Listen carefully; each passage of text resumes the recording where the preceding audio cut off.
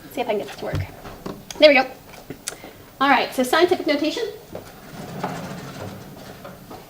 think you guys are all fairly familiar with scientific notation and how it works. We're just going to go over a few just quick rules, right? So here I have my numbers of atoms in 12 grams of carbon. Is this ridiculously long number, right? Which, if I wrote that in scientific notation, where does this 23 come from? Number of times I move the decimal. So if I counted across, I would scoot the decimal from here all the way over here. That'd take me 23 scoots. And the 10 says it's a power of 10 to the 23rd. So I can rewrite this as 6.022 times 10 to the 23rd. Anyone know what that number is besides, what is it? Avogadro's number. Good, we will come back to this guy a lot. But mass of a single carbon atom in grams. Same thing. I got 1.99 times 10 to the negative 23rd. 23 is how many times I scoot. Why do I have to put that negative sign on there? So I'm going what considers to be backwards, right? I'm moving farther to the right. So the number's getting smaller, so the negative sign just tells me small. Good, good, good review. All right, just real quick, I got two numbers here. Go ahead and change those to scientific notation while I see if I can pull up the thing I wanted to pull up.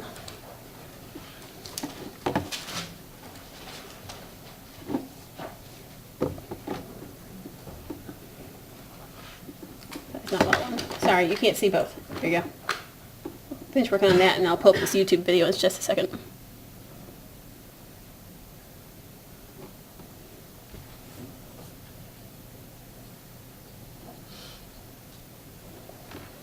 Okay, while everybody's working on that. I meant to have this pulled up before class started, my fault.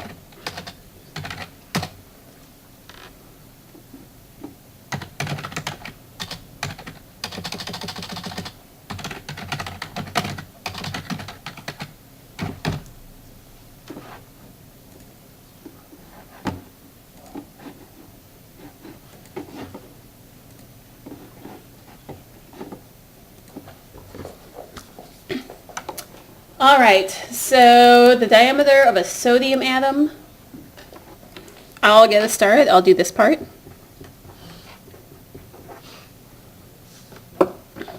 Then what is the power of 10? Negative 10, good. Meters. Okay, and I got the distance from Earth to Moon. What is the power of 10 in this case? 8, good. Everybody feel pretty confident on scientific notation? How many people have used a lot of scientific notation? Good. Okay, good. Now let's talk about precision versus accuracy, another thing you guys have talked a lot about. So we have precision, which is how close a set of measurements are to each other. Accuracy, how close the measurement is to the true value, which I'm sure everyone has seen this example where you got like the dartboard bullseye, right? If they're all clustered close at the center, accurate and precise, clustered together but not at 100, precise but not accurate, and then terrible, terrible shot right here. Neither one, neither precise nor accurate. So I thought we would watch a fun video that also talks about it. Let's see if I can get the sound to work too.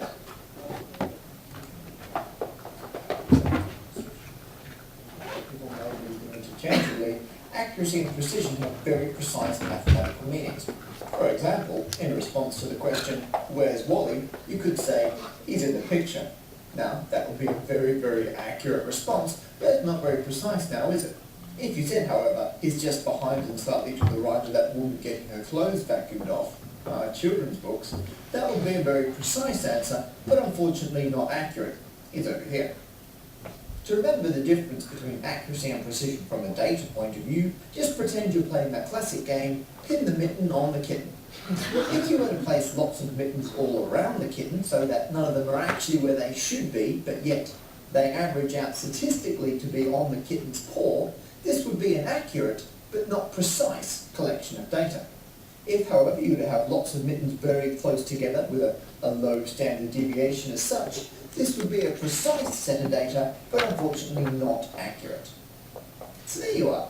That's the difference between precision and accuracy. So please make sure that from now on you use those words you use them correctly.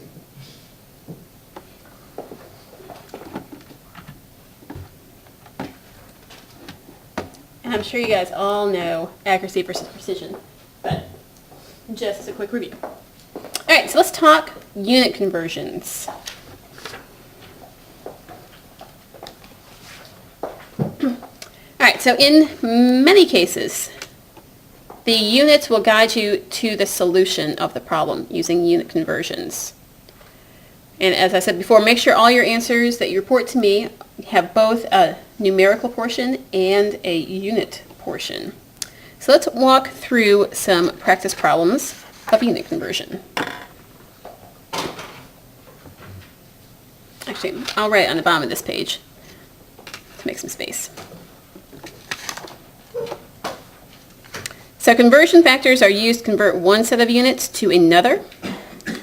Only the units change, and then the numerical portion is going to be multiplied or divided depending on what you have to do to get from one unit to another. So this is, for example, this is very generic. So I have my given unit. I'm going to multiply the desired unit goes on top, the given unit goes on the bottom, and now I'm into the desired unit. All right, because those cancel out. How many people did unit conversions in this manner, where it's a start, brackets, brackets? How many people instead do like a circle of triangles, or triangle of circles? Good, I don't have to unteach you that then. We're all just going to do it this way, where it's this, bracket, bracket, bracket, bracket, bracket. Yeah. We did it a completely different way, is that okay? Yeah, what is your So complete? basically the same thing. Okay.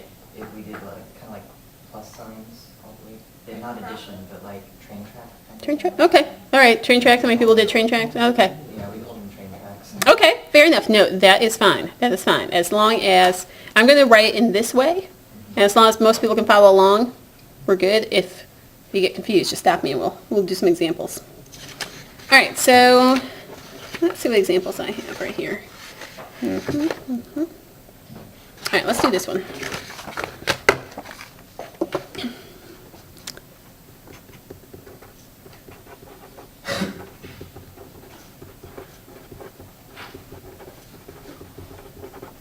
All right, so let's say I'm going to travel to Costa Rica. And I need to go to one of those money exchange places, right? Because I have American dollars, and they don't typically take American dollars. They have their own unit of money. The conversion today is $1, 1 US dollar.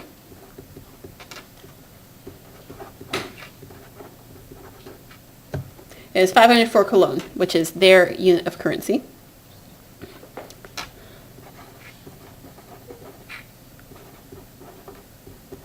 I have $125 I want to exchange.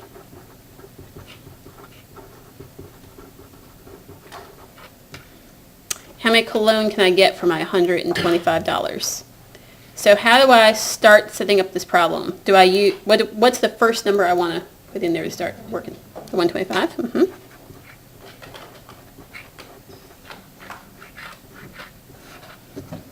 Okay, so then I want to do my conversion factor, which is given up here. Do I put the US dollars as the numerator or the denominator? Okay.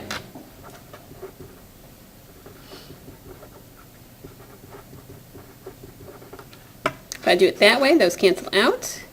So how many cologne can I buy for my 163? Yeah, I make it pretty good.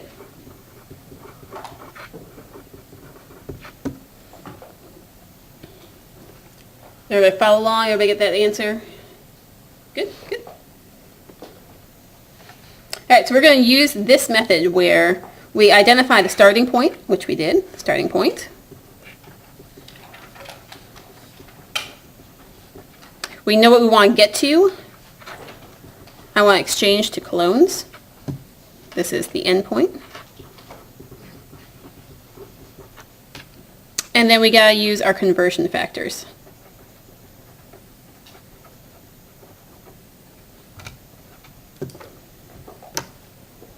And then you gotta make sure it makes scientific sense. So in your head, if every $1 is worth 500, do you expect to get a lot for $125 or not very much?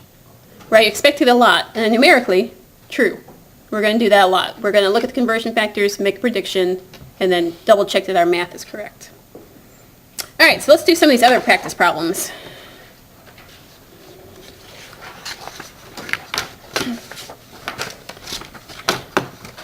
I'm going to do them in order. If you guys want to work ahead, that's totally fine. First thing I want you to do is convert 1 milligram into picograms using the fact that 1 times 10 to the 12 picograms equals 1 gram. So if that is my question, where's my starting point of the numbers on that problem? The 1 milligram, okay? I only gave you one conversion factor. Can I use that one conversion factor for my starting point? No. What conversion factor do I need to do first? 1,000 milligrams is 1 gram. So I'll write that here.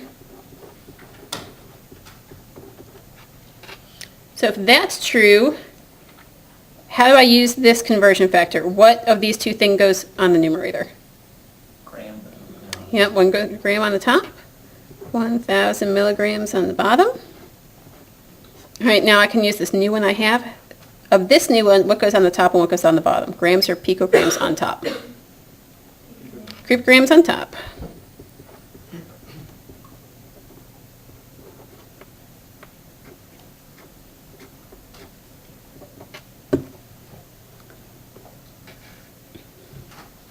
So what does my answer turn out to be? Yep.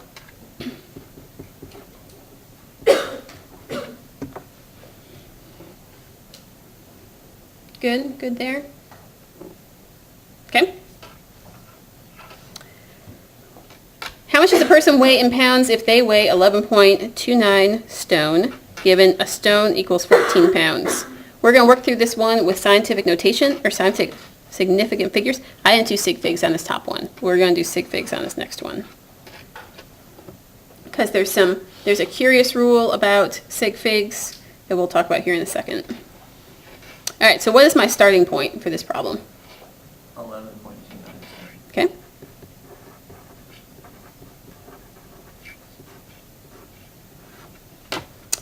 What of these two factors is the numerator? The pound. Pounds.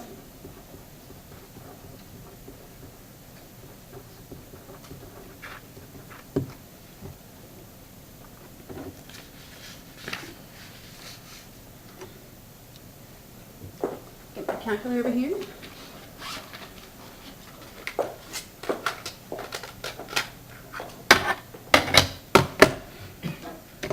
For sig figs, you just use stones, right? Because the other two are exact numbers. Yes, that's our fun rule. So, we got 158.06 pounds.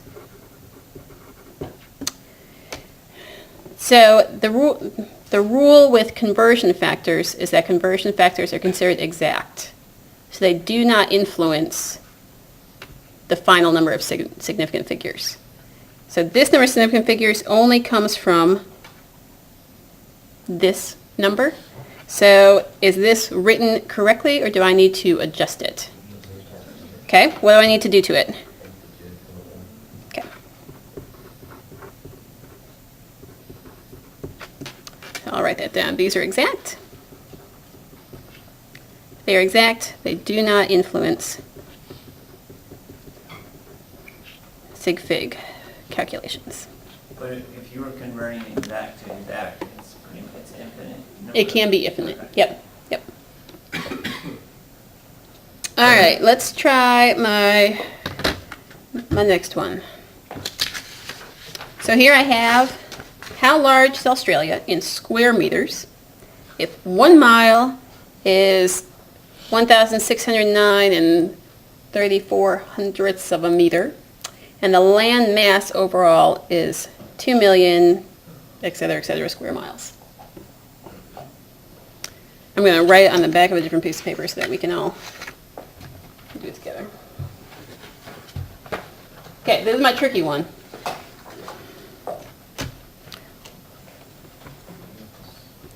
So I got 2, 9, 4, 1, 5, 2, 6.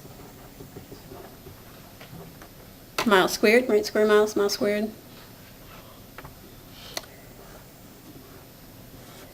Can anyone see an issue I'm going to have right off the bat using my conversion factor? Yeah, you just I got to square that also because my unit conversion is in miles per meter, but I'm in square miles.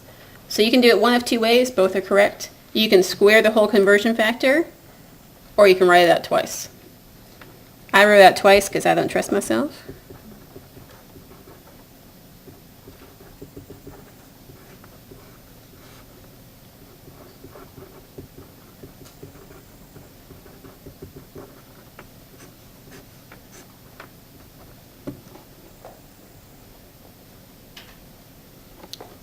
So for this one, use sig figs and scientific notation in order to get the best possible answer.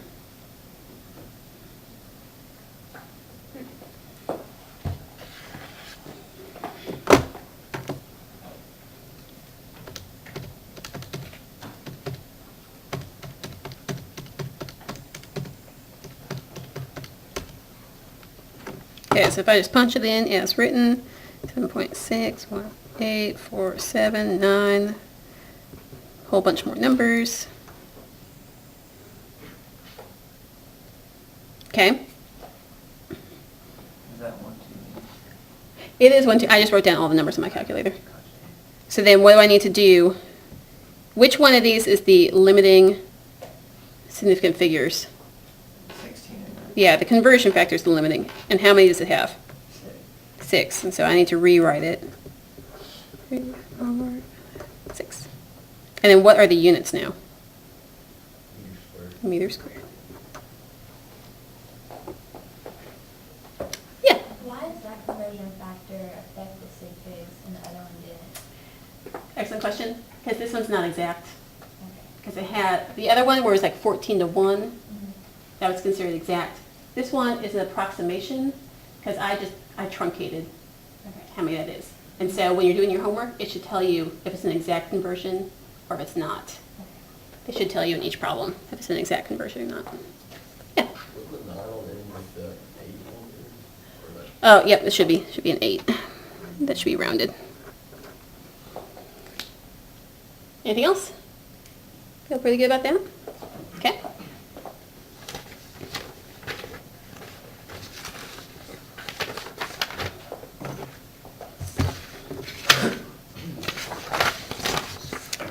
All right, problems with equations. This is also probably going to be a review for just about everybody. See if I can find my next page of notes. All right, so with these problems, you're going to be given most of the variables, and you just have to find the one that's left out. So, in this case,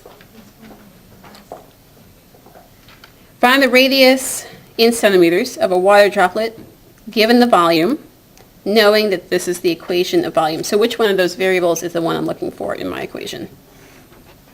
You have B and you're looking for R. Yep, so I have B, I'm looking for R. This is B. Doesn't it say 106 centimeters cubed? Yeah.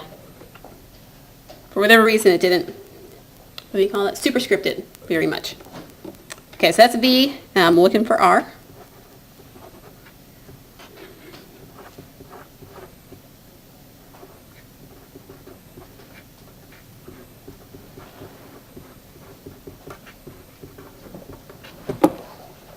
All right, let's go ahead and work on that for a minute.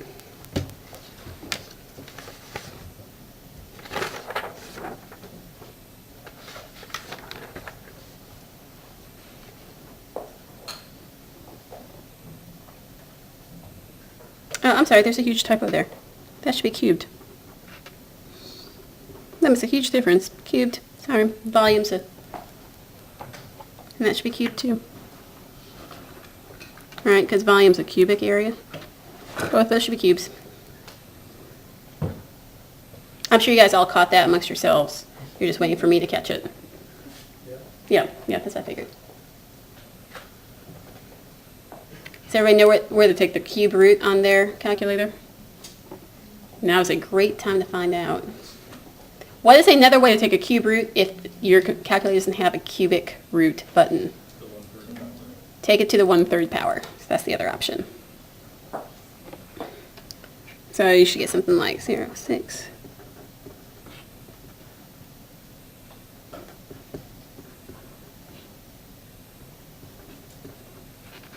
I had just approximated this to be 314. If you used your exact calculator, you get a lot more digits in there.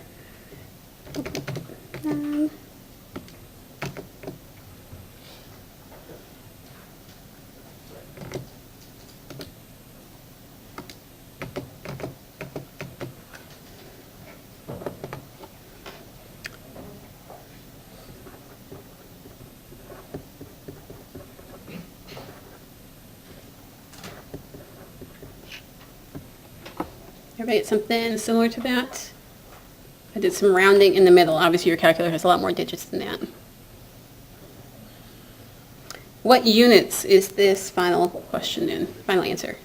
Centimeters.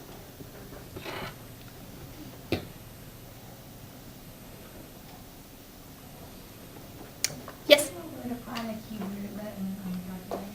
Let me look at yours real quick.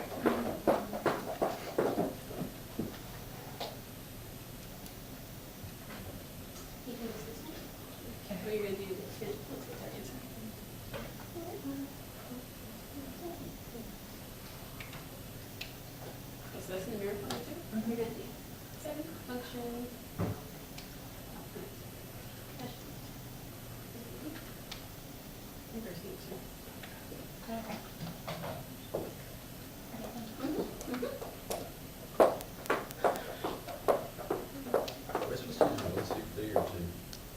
Let's see here. Let's see, that's exact. That's a ridiculously long number. Yep, that should be one less because that's all multiplication division. So it should be 0.2. Yeah. I think our cube should be equal to 0. Strong chance it is. Let's see. Oh, did I drop a 0?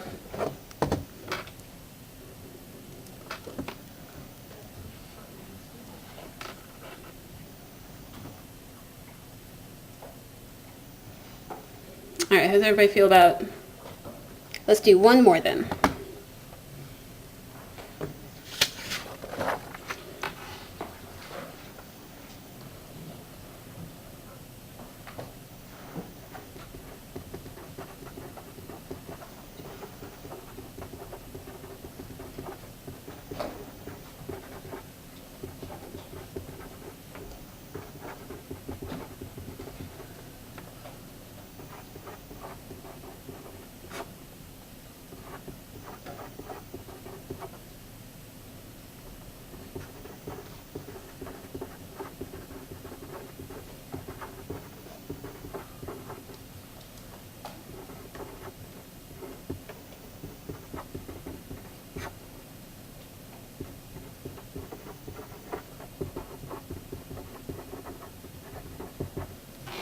All right, so an infant acetaminophen solution typically is 80 milligrams per 0.8 milliliters, where the recommended dose is 15 milligrams per kilogram of body weight.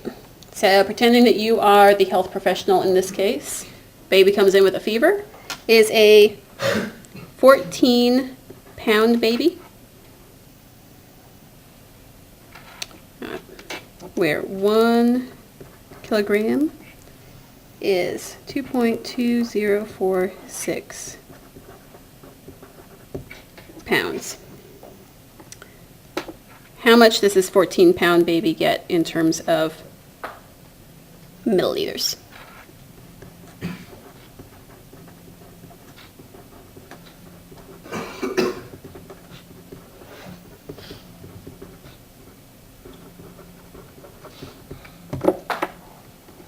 All right, so if I have a 14-pound baby, what is the first conversion I need to make to head towards milliliters? Convert to kilograms, okay. So if I convert to kilograms, what of these two goes on the top? If I want to get out of pounds into kilograms, okay.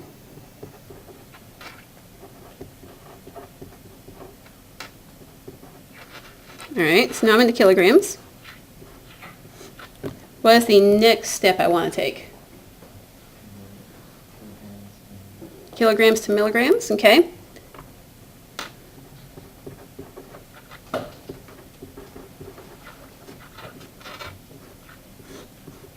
Then what is the last step in order to get into milliliters as my final answer?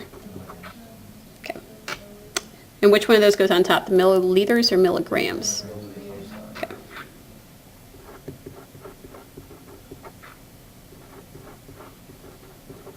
All right, so figure out how much in milliliters this 14-pound baby needs to get.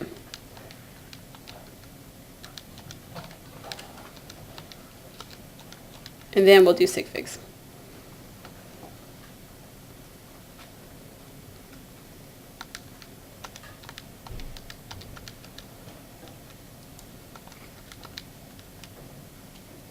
The conversion in kilograms to pounds exact. This one? No.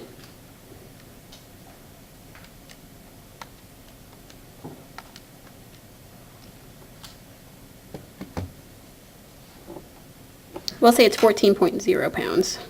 We'll say the baby weighed out 14.0 to make it a little more simple.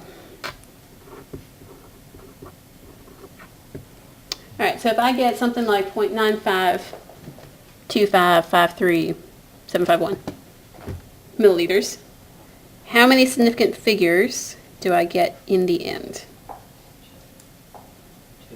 2. 2? How do I choose 2?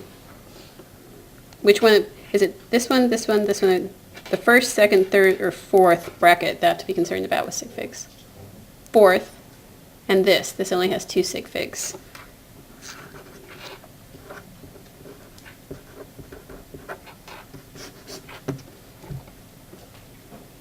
Everybody feel fairly confident about that?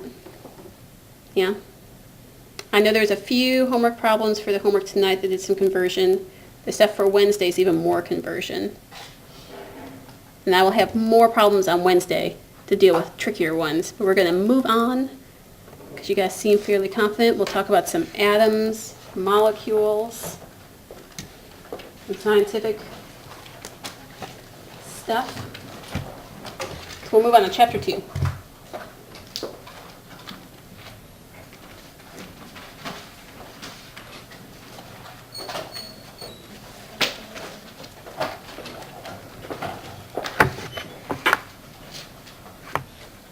That did not show well at all, does it? Okay, it's called Atoms and Elements, our second chapter.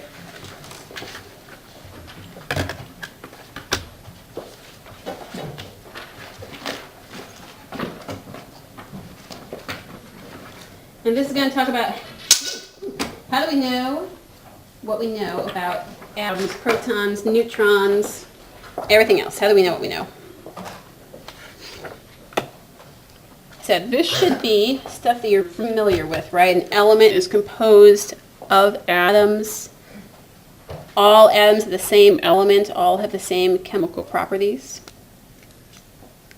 And we defined this, I guess, on Monday, where a compound is when 2 or more atoms of different elements combine. So this was, if this was helium, this is H2O, or I have 2 different types of elements combining together. And then chemical reactions involve only 3 different things we can possibly do with elements. We can separate them, we can recombine them, or we can rearrange the, I should say of, not or, of atoms. So I'm either breaking it apart into something smaller, that'd be something like combustion, where we have the example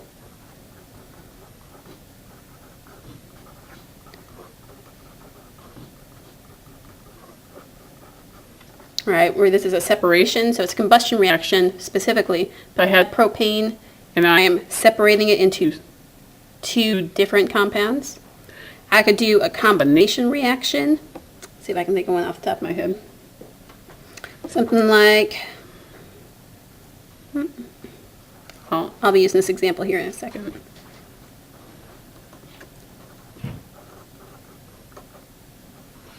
Where fluorine gas can combine with chlorine gas to make a chlorine trifluoride compound.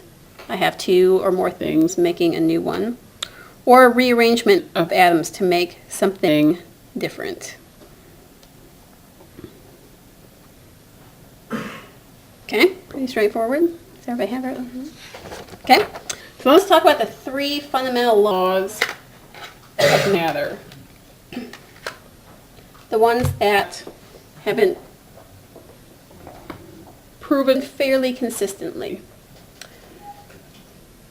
Law of conservation of mass, law of constant proportion, and law of multiple proportions.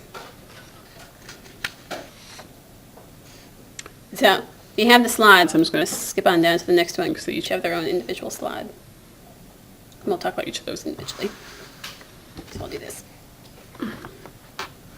Okay, law of conservation of mass says that a chemical reaction, in a chemical reaction, matter is neither created nor destroyed. That should be a fairly, right, everybody knows that statement. So, when you have a reaction that's carried out, the total mass of all substances involved in the reaction does not change. So when a chemical reaction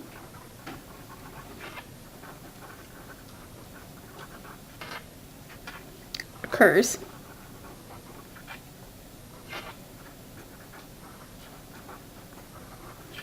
the total mass of both the products and the reactants, so all substances,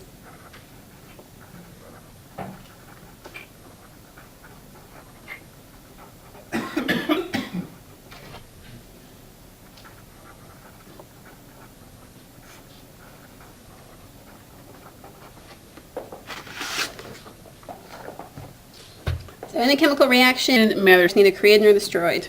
So I have a reaction, and in this case, this is a picture from your textbook. I have 7.7 grams of sodium, 11.9 grams of chlorine. I add those two together. I make 19.6 total. When I carry out the reaction of squishing sodium and chloride together, which is a little more than just squishing, you end up with 19.6 grams of sodium chloride, right? Nothing has escaped. I've only made this new product. So what if I have this,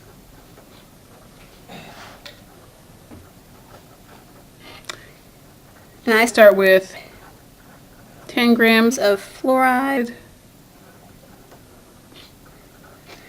and 6.2 grams of chlorine. How much chlorine trifluoride would I expect to get? You can even do it in your head. 16.2. I'm not trying to trick you. So the combined mass of the two reactants is equal to the new mass of my product, which this is an important law. All right, at the top. That this law shows that matter is made of small, indestructible particles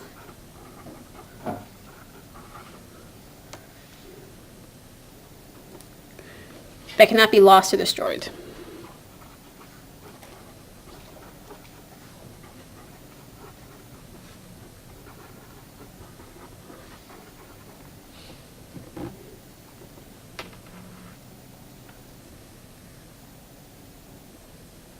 Because I didn't lose anything, I didn't make anything extra.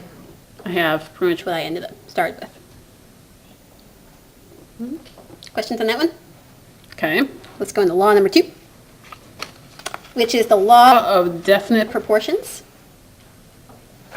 So, 1797, Joseph Prost was working in his lab in his basement and had done lots and lots and lots of experiments, and he noticed that elements of a given compound always combine in definite proportions no matter how he did the reaction.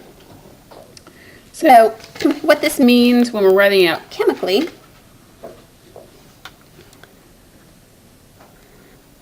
is that, I'll write it this way, compounds have a definite proportion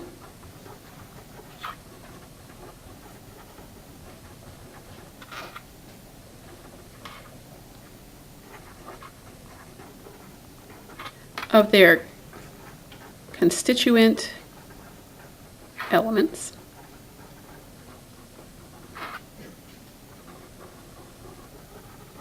because they are composed of a definite ratio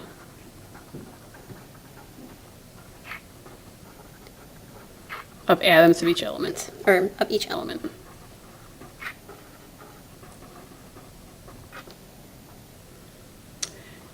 So for those who are more mathematically inclined, we'll do as a math example in case this sentence doesn't make a lot of sense.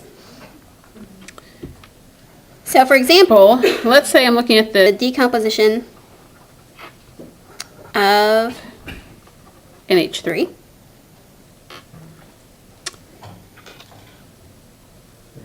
And I start off with 17 grams of ammonia.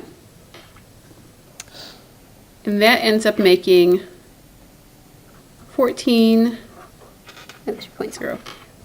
grams of nitrogen and 3 grams of hydrogen.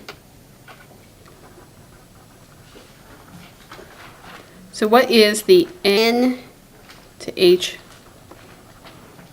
ratio of my final product? I'm saying my 14 grams to 3 grams each. 0.